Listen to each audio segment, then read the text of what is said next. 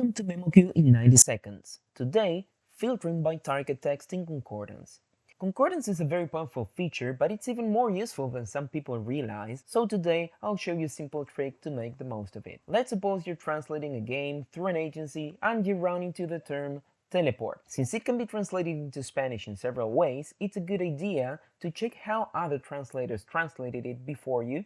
So let's select it and run a concordance search by either clicking on this button or pressing Ctrl K. The concordance window will open and you'll be able to see how the term was translated in the past, either by yourself or by other linguists. In this case, it was sometimes translated as teletransporte, but also as teletransportación. If you look closely, you'll notice that memoQ displays a number of found matches as well. And this is very valuable information, especially if you combine it with the filter target option.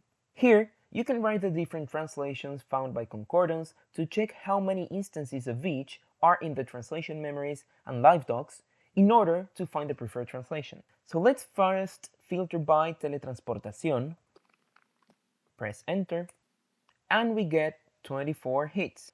Let's now try with teletransporte, and we get 65, meaning this is clearly the preferred option in this particular project. I hope you can use this little trick in your next assignment, and thanks for watching.